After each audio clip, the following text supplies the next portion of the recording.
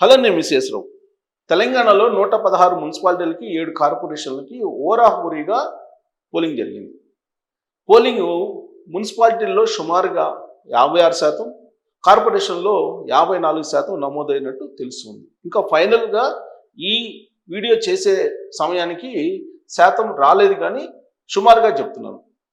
అలాగే వార్డులు 2996 వార్డులకి, అలాగే 12,930 మంది అభ్యర్థులు పోటీ పడ్డారు.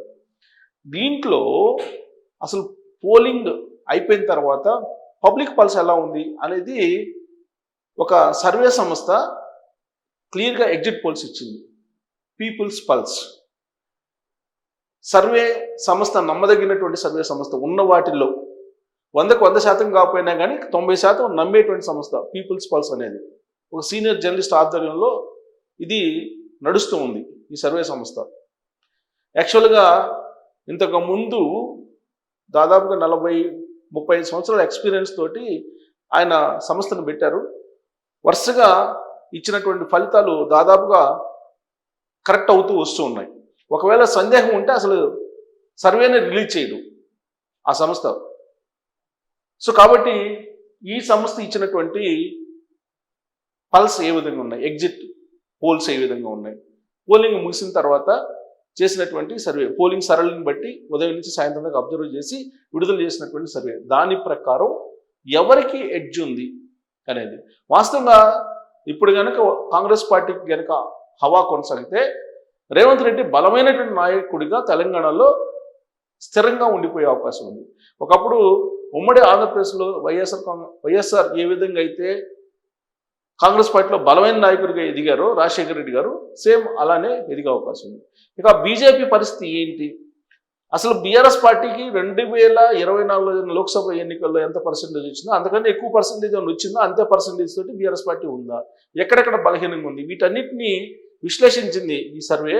సో ఈ సర్వేలో ఎక్కడెక్కడ ఎంత పర్సెంటేజ్ ఓట్ షేర్ వచ్చింది ఆయా పార్టీలకి ఎగ్జిట్ పోల్స్ ప్రకారం, అలాగే ఎన్ని స్థానాలు, ఎన్ని మున్సిపాలిటీలు ఏ పార్టీకి వచ్చే అవకాశం ఉందనే దాని మీద మనం చూద్దాం. ఇది ఇచ్చింది Telangana municipal elections exit poll 2026 projected municipalities. Congress పార్టీకి 68 నుంచి 76 వచ్చే అవకాశం ఉందని చెప్పి ఇస్తూ ఉంది. అలాగే బీఆర్ఎస్ పార్టీకి 29 నుంచి 36, బీజేపీకి కేవలం 3 నుంచి 6. ఇంతకన్నా ఘోరమైనటువంటి డిజాస్టర్ బీజేపీకి ఒకటి ఉండదు. 0 నుంచి 1 ఎంఐఎంకి, ఇతరులు 8 నుంచి 14 అని చెప్పి అంటున్నారు. ఇక Telangana municipal elections exit polls projected vote share, నేను ఇందాక మున్సిపాలిటీల సంఖ్య చెప్పా. ఇప్పుడు ఓట్ షేర్ చూస్తే కాంగ్రెస్ పార్టీకి 36% ఓట్ బ్యాంకు ఉంటుంది అని చెప్పి తెలుస్తుంది. మున్సిపల్ ఎలక్షన్స్ ఫస్ట్ సింబల్ తోటి జరిగినటువంటి ఎలక్షన్స్, రేవంత్ రెడ్డి ముఖ్యమంత్రి అయిన తర్వాత ఉప ఎన్నికలు తీసేస్తే, ఏది జూబ్లీ హిల్స్ అలాగే కంటోన్మెంట్ ఉప ఎన్నికలు తీసేస్తే ఫస్ట్ సింబల్ తోటి, సింబల్ బేసిక్గా జరిగినటువంటి ఎన్నిక ఇది. ఇంతకుముందు పంచాయతీలు జరిగినాయి. పంచాయతీలు పార్టీ సింబల్కి అతీతంగా జరిగేటువంటివి. ఆ ఎన్నికల్లో కాంగ్రెస్ పార్టీ ఎక్కువ పంచాయతీలు గెలుచుకున్నప్పటికీ కూడా అదంతా ఫేక్ అని చెప్పి బీఆర్ఎస్ పార్టీ చెప్పింది. కానీ ఇప్పుడు చెప్పడానికి అవకాశం లేదు ఈ ఎన్నికల్లో ఫలితాలను బట్టి.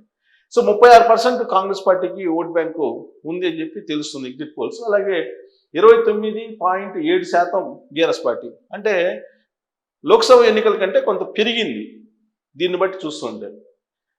బీజేపీ 19.3%, ఎంఐఎం 2%, కమ్యూనిస్టులు 2%, సో సుత్తి గొడవలి 1.2%, మిగతా వాళ్ళు 9.8%. So Telangana municipal polls exit polls projected wards in municipalities, వార్డులు ఎన్ని వచ్చే అవకాశం ఉంది.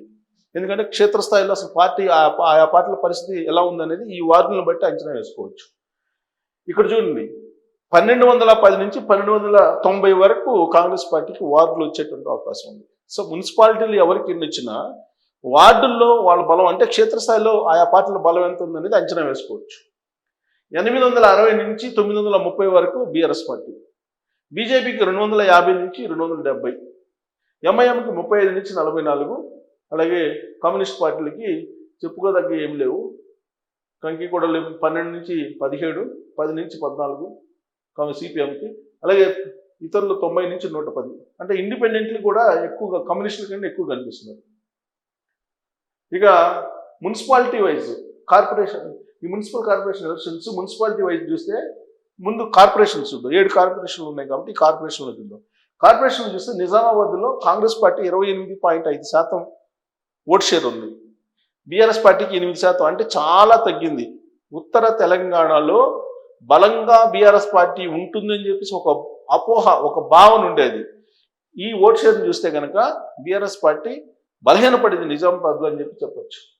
బీజేపీ బాగా బలపడింది 49.1%, ఎంఐఎం 8.7%. అంటే అన్నిటికంటే బీజేపీ నిజామాబాద్లో చాలా బలంగా ఉంది. ఆ తర్వాత కాంగ్రెస్ పార్టీ, అంటే నిజామాబాద్ని బీఆర్ఎస్ పార్టీ వదిలిపెట్టేచ్చింది. అంత ఘోరమైనటువంటి పర్సంటేజ్ తోటి ఉంది. ఇక నల్గొండ, దక్షిణ తెలంగాణ, ఇక్కడ కాంగ్రెస్ పార్టీ బలంగా ఉంటుంది 41.9%, బీఆర్ఎస్ పార్టీ 21.8%, బీజేపీ 20.5%. అంటే సమానంగా ఉన్నాయి బీజేపీ అండ్ బీఆర్ఎస్ పార్టీ సుమారుగా.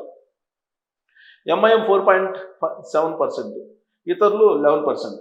సో మహబూబ్ నగర్, రేవంత్ రెడ్డి గారి జిల్లా, 33.4% మాత్రం ఉంది. బీఆర్ఎస్ పార్టీ 25.8%, బీజేపీ 21.9% ఉంది. యాక్చువల్గా హరీష్ రావు వెళ్ళినప్పుడు బీఆర్ఎస్ పార్టీకి సంబంధించినటువంటి లీడర్ హరీష్ రావు గారు ఆయన వెళ్ళినప్పుడు అక్కడ కాంగ్రెస్ పార్టీ వాళ్ళు, అక్కడ ఉండేటువంటి స్థానికులు హరీష్ రావుని అక్కడ యాక్చువల్గా వెనక్కి వెళ్ళమని చెప్పి నిరసన వ్యక్తం చేశారు మహబూబ్ నగర్ జిల్లాలో. సో అక్కడ గజ్వేల్లో, ప్రత్యేకించి కేసీఆర్ గారి నియోజకవర్గంలో, అక్కడ ఎంతకంత బీఆర్ఎస్ పార్టీ నిజామాబాద్తో పోల్చుకుంటే బలంగానే ఉన్నట్టు కనిపిస్తుంది. ఇక కరీంనగర్, ఇక్కడ బీఆర్ఎస్ పార్టీ చాలా స్ట్రాంగ్ ఉండేది, అలాంటిది 20% ఉంది. బీజేపీ చాలా బలంగా ఉంది కరీంనగర్లో, 21.4% తోటి కాంగ్రెస్ పార్టీ ఉంది. బహుశా జీవన్ రెడ్డి లాంటి వాళ్ళు, జగిత్యాల మాజీ ఎమ్మెల్యే అలాగే ఎమ్మెల్సీ, ఆయన కాంగ్రెస్ పార్టీకి దూరం అయ్యారు. బహుశా ఆయన ఎఫెక్ట్ ఉండి ఉండొచ్చు. ఇక్కడ కరీంనగర్లో 21.4% మాత్రమే ఉంది కాంగ్రెస్ పార్టీకి. ఇక కొత్తగూడెం, ఇక్కడ బీఆర్ఎస్ పార్టీకి తక్కువ ఉంది. యాక్చువల్గా అక్కడ స్ట్రాంగ్ ఉండాలి. 33.6% తోటి కాంగ్రెస్ పార్టీ ఉంది, బీఆర్ఎస్ పార్టీ 19.5, బీజేపీ 8.5 మాత్రమే ఉంది. సిపిఐ 24.9 ఉంది, సిపిఎం 3. సో సిపిఐ హైయెస్ట్ ఉంది, ఇక్కడ బాగుంది. సో మంచిర్యాలలో Congress party 38%, BRS party 24, BJP 25 Mancherial. అలాగే Ramagundam, Congress party 41.4, BRS party 24.7. So ఇది పీపుల్స్ పల్స్. బీజేపీ ఇక్కడ 14 ఉంది, పీపుల్స్ పల్స్ అంచనా వేసింది. ఇంకా ఎగ్జిట్ ప్రొజెక్టెడ్ వార్డ్స్, ఈ కార్పొరేషన్లో వార్డ్స్ లెక్కలేస్తే రామగుండంలో కాంగ్రెస్ పార్టీకి 30 నుంచి 40 వచ్చే అవకాశం ఉంది, బీఆర్ఎస్ పార్టీకి 16 నుంచి 20, బీజేపీకి 3 నుంచి 6 వచ్చే అవకాశం ఉంది.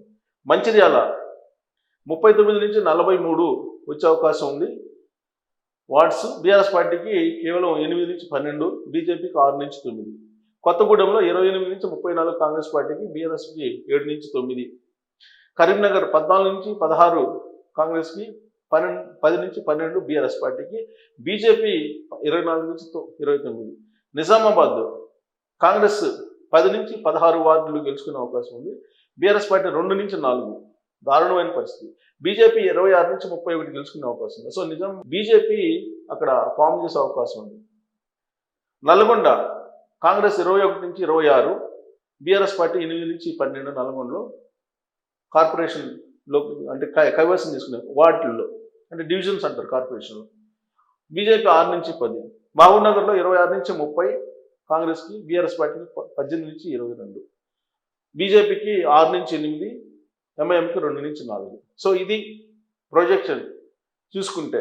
సో ఈ పర్సంటేజ్ ప్రకారం చూసుకుంటే బీఆర్ఎస్ పార్టీ స్వల్పంగా బలపడింది ఓట్ షేర్ను కనుక పరిశీలిస్తే. కాంగ్రెస్ పార్టీ కూడా బలపడింది, ఓట్ బ్యాంక్ 36% వచ్చింది కాబట్టి. అయితే ఇక్కడ బీజేపీ బాగా డౌన్ అయినట్టు కనిపిస్తుంది. బీఆర్ఎస్ పార్టీ 2024 లోక్సభ ఎన్నికల్లో వచ్చినటువంటి 18% కంటే కూడా 29%, అంటే ఆల్మోస్ట్ 10% ఓట్ బ్యాంక్ని పెంచుకోగలిగింది. కాంగ్రెస్ పార్టీకి ఆల్టర్నేటివ్ బీఆర్ఎస్ పార్టీ అనేటువంటి ఒక ఒపీనియన్ని కలిగించడానికి మాత్రం ఈ ఎలక్షన్స్ బీఆర్ఎస్ పార్టీకి ఉపయోగపడ్డాయి. అంతే తప్ప నెంబర్ ఆఫ్ మున్సిపాలిటీస్ కానీ, నెంబర్ ఆఫ్ కార్పొరేషన్స్ కానీ బీఆర్ఎస్ పార్టీ కైవసం చేసుకునే అవకాశం లేదు అనేది పీపుల్స్ పల్స్ తన సర్వేలో చాలా స్పష్టంగా ఎగ్జిట్ పోల్స్ రూపంలో చెప్తుంది. సో దీన్ని బట్టి బీఆర్ఎస్ పార్టీ రాబోయే రోజుల్లో పుంజుకునే అవకాశం ఉందా, కాంగ్రెస్ పార్టీ మరింత పుంజుకునే అవకాశం ఉందంటే రేవంత్ రెడ్డి మరింత స్ట్రాంగ్ కాబోతున్నారు అనేది చాలా క్లియర్గా కనిపిస్తుంది. అలాగే బీఆర్ఎస్ పార్టీ కూడా బలపడే అవకాశం ఉందని సంకేతం ఉంది. ఎటొచ్చి బీజేపీ బలహీనపడుతుంది అనేది మాత్రం ఈ ఎగ్జిట్ పోల్స్ ద్వారా స్పష్టంగా అర్థమవుతుంది. మరి దీన్ని చూసిన తర్వాత మీకేమనిపిస్తుందో ట్రోల్ చేయొచ్చు. Thank you.